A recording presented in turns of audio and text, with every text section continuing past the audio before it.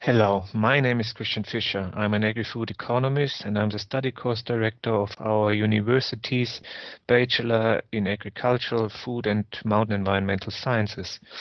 Welcome to the Sustainability Web Festival 2020.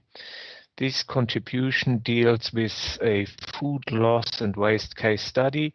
In particular, I'm going to present the long way of an apple from a South African orchard into a German rubbish bin. And this is based on a logistics study that was done a few years ago, which you can see. It's not on the internet, but there's also a summary of the results that was reported in the German newspapers. And here you can see the source of that. So you may still find it on the internet. However, it's in German language. So what will I do? What I want to present to you is to give you an overview how long the journey can be for fruit coming from other parts of the world and how much during this journey is lost and wasted. So we'll go through the different stages. We start at the growing stage in South Africa, and we look at inland transportation. We look at the port loading in South Africa, then sea transportation. Finally, the ship will arrive in a port in Hamburg, in Germany. The fruit will be unloaded and it will be distributed. Then it ends up in retail, and finally, unfortunately, a large amount of that fruit, which has traveled so long, ends up in the rubbish bin. So, but let's go through the different stages in detail now. Now, starting with the growing of apples in South Africa. Unfortunately, given the situation in those often poor countries, is that the first apples already end up in the garbage bin directly after the harvest. And why is that? That is because the production standards are not so high, and therefore the quality is not so high. And in particular, the big international supermarket chains, including the German supermarket chains, they have their own very high quality standards. And if a fruit does not fulfill them, it needs to be sorted out. And that costs already a lot of money. So the farms here lose money, and that also results into the fact that the wages of the pickers, so the people who pick the fruit, harvest the fruit, and the quality of the work consequently is low. So you can only hire lowly skilled workers, and that results in further losses because the quality of the work is also not very good. Now, the study, which I showed you before, tried to estimate the losses, and it came up with about 25 to 50% of the apples are already lost at the farm stage. Now, the other 50% that actually do make it to go on the journey, they go now from the farm to the port. And that means we have to look at inland transportation. Unfortunately, the situation is not like here on that picture. The roads in the poor countries are often of poor quality, and that means that there are a lot of potholes and a lot of vibrations, and that results in some ugly traces of the fruit, which later needs to be sorted out. Often also the fruit is wrongly packaged. Random checks in the trucks have shown that the fruits in the lowest rows of the pallets are damaged in 4 out of 5 cases after the travel. So because of poor transportation, we lose a lot of fruit. In addition, the truck drivers often do not know the correct settings of the refrigeration system in the cargo area, which leads to further losses. If the truck make it to when the truck arrive at the port, then the situation in South Africa is that there's actually only one port that is suitable for shipping fruit. And that is the port of Durban, where apples are stored. But here also the temperatures are not always right. And because the storage building have been planned wrongly and far too far away from the loading areas, the loading also often takes longer than necessary, which does not make the fruit any fresher. Durban is the biggest port of Africa, but it's the only one where you can ship fruit, and therefore it's a bottleneck. And because of the high utilization and bad organization, the departure of the ships is often delayed, and the apple losses increase further. Once the fruit is on the ship, there are more dangers for them. So the suffering goes on the sea trip, and that is mostly because many of the refrigerated containers are damaged. In fact, there are studies who show that 20% of all refrigerated containers in the world are damaged, and that means that the temperature within them is often not correct. Moreover, these containers are filthy and damp, and they may even emit chemical gases on their load. Another problem is that the captain often gets not informed in time about the correct storage temperature. And if the loading, for example, is done at 4 to 5 degrees, however, the storage should be at 0 degrees in order to keep the fruit better, then it takes up to 2 weeks to cool it down, and that you can imagine is not so good for the fruit. After the sea journey, the ship arrives at a port, and even in the richer countries, we have continuing problems. So if finally the ship arrives at the Hamburg port and the apples are unloaded and then put on the roads, then we still have problems. In 2006, some random checks at the fruit docking terminal in Germany, but also in the Netherlands, Belgium, and Sweden, revealed that there is rotten fruit everywhere. And the reason for that is that the workers, even though they are more highly skilled, they often operate under very high time pressures, and they have little time and little interest in keeping the quality standards.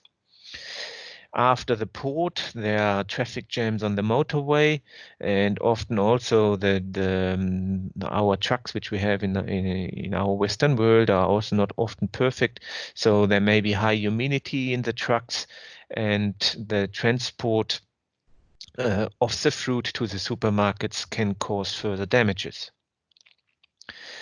Once the fruit has arrived at the supermarket, there are additional problems, and that problem relates to our supermarket system which we have. In fact, our consumers expect that the shelves are full and there's full choice all time, even late at the evening. However, unfortunately, our supermarket managers cannot accurately know what the consumer exactly want and how much they want to buy. And because of the expectations of the consumers, the shelves always need to be full, even until the closing hours.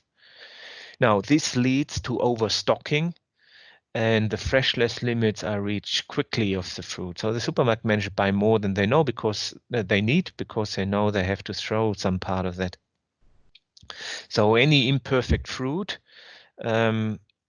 was or is sorted out, then because who wants to buy apples which, for example, brown spots or other damages? No one actually.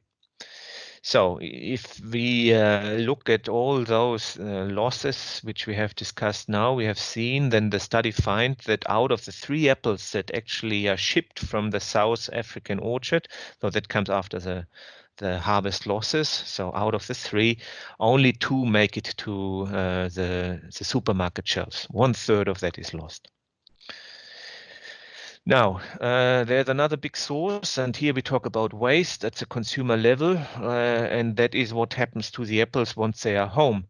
So typically when consumers buy the fruit, the apples go in the fridge or they go in a fruit bowl on the table, and then often there they stay for a while. In fact, studies have shown, for example, a study from the University of Stuttgart, that efficient household planning is not a strength of the Germans. Often the consumers buy unnecessarily too much, and they have no idea how much they still have at home, and therefore they buy too much. Plus, there are problems with the wrong storage of the food products. And because fruit generally is cheap and can be rebought quickly, 1 out of 5 apples ends up in the bin. as the study shows. And that is not even the highest degree of waste. For more perishable fruit and vegetables, it may even be higher. So the study found also that for lettuce, 40% of what is bought is not eaten. Now, a huge amount that goes lost. Does it have to be like this? Not necessarily. What I would like to do now, I would like to show you a comparison of the South African supply chain with the one from South Tyrol. And here we have a few years ago done a study that was a bachelor study, so it didn't go too deep, but it showed us some interesting results. So if we look at the South African situation again, if we summarize what we have seen before, then out of 10 apples actually that are on the tree, we lose 3 during harvest. Then there's another 2 that got lost during transport, storage, and sorting at a different stage as quality sorting. There's 1 apple that is lost at the household level, and basically from the 10 apples, only 4 are eaten. So more than 50% of that fruit never ends up as it was intended. If we look at the situation from South Tyrol, then the situation is much different. Here, in fact, because of our farmers, they usually are highly qualified and have long experience, and they know what they're doing. The harvest losses are smaller. We have about 1 out of 10 that is lost, or at least is not suitable for eating as a fresh fruit and be sold in the supermarkets.